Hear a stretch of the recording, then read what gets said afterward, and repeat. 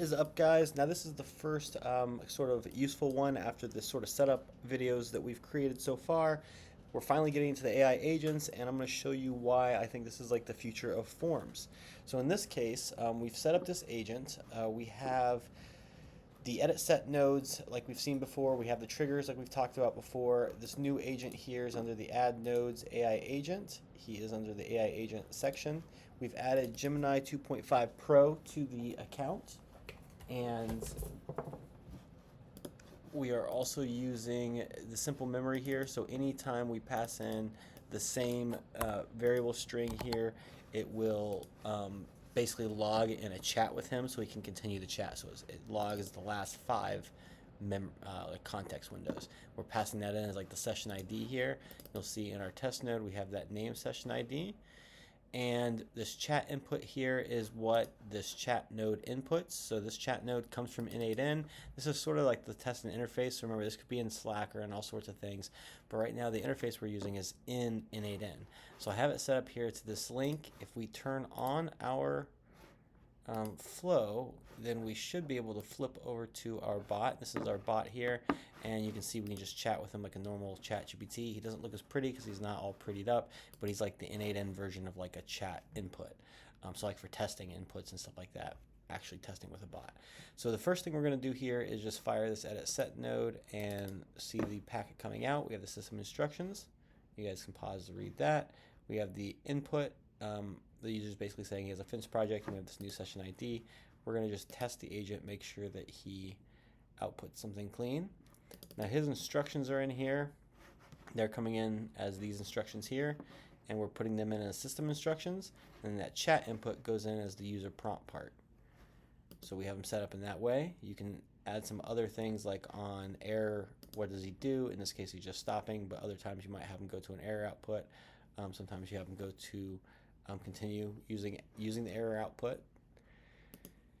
So in this case, yeah, he output this. That sounds like a great project. He's basically talking back to the user. So the test worked. Now we can actually test him live with the actual chat interface. So let's just make sure that this link is right.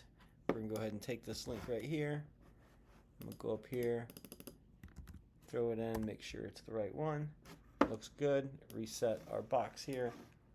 Now we can do that. Oh, I know. Actually, we need to make one quick update. Here we don't have any session ID coming in, so we need to add that session ID variable because there's other ways to get that in, but it's not being logged right now. We're just going to make it just some random variable. Now it'll work. I have a fence project I need help with. So imagine this is just on your website and it's just a form that might say, hey, like describe your project, but the person doesn't really do an in-depth description. I just have he just fills out this form. I have this fence I need help with. Now we have this bot designed to go through 3 rounds of questions. We could do as many as we want. We're basically setting up the 3, but he's going to look at this info and act like a chatbot back and try to get name, company, and some other third thing out of me for sure, plus any other types of information you'd need for this particular fence project. So in this case, hey, we love fence projects. I can definitely help you with the process. To get started, make sure you're in the right direction. Could you tell me a little bit more about it? What kind of material are you thinking? What's the main good? It's going to be a privacy fence made of wood just to go around my yard.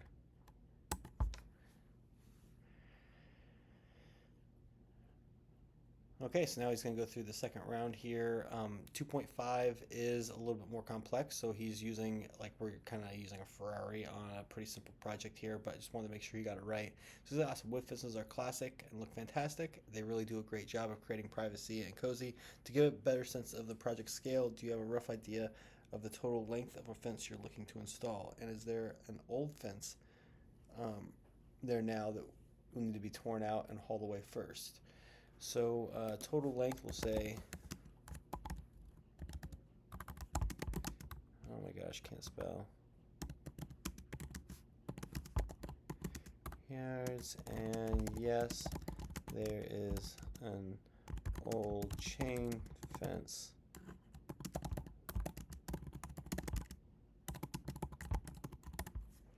There we go. So actually, he is trained to get company, so that's gonna be interesting because I was thinking more from like a B2B type form. So we'll see what he does here, and we're kind of asking for a fence project. So this is kind of like if you were like a fence or a B2C um, type projects. We'll see if he audibles there and what he outputs. He's gonna try to ask for my company. I'll just tell him no company and see what he does. He should accept that answer, and we can go back to the actual run here. Got it. 50 yards with a chain link tear out. We handle all the time. There's no problem. New fence is gonna be a huge upgrade. Just a few more questions for you. We need gates installed. We'll say yes, one gate, and 2 months from now. And this whole time, this execution is running here. You can see these different executions running, so you can go back and inspect what's going on here and what he's actually thinking about and what's going on inside, how many times he looked at the memory. In this case, it's very simple because he's taking in this, he's having this conversation, looking back at 5. Hopefully he has enough of a memory to remember everything that we've chatted about now. It's kind of long. He actually output this here. Perfect.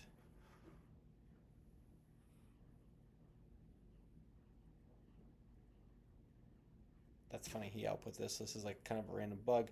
This is what's going to be output to us in the back end. So we just fix that by giving him some more to the prompt, like tell him not to show that JSON to the front-facing user. But in this case, he says he's asking for those last details, get my name. So we'll say like Jim, we'll say Alex. Alex. And how did you hear about us? I'm going to say YouTube. And we'll see what he outputs. He should output in this last one here. His final output will be that JSON, hopefully. So we'll see.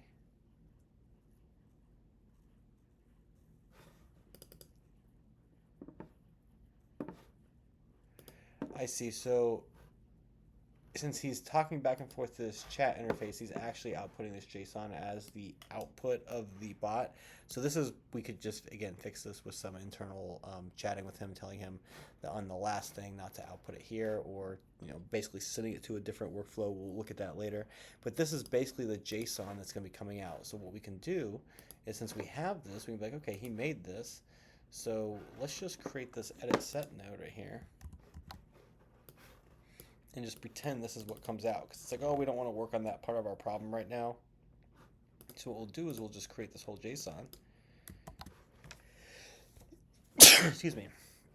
And then we'll turn off the include other input fields. And what this will do is when that thing actually outputs data now,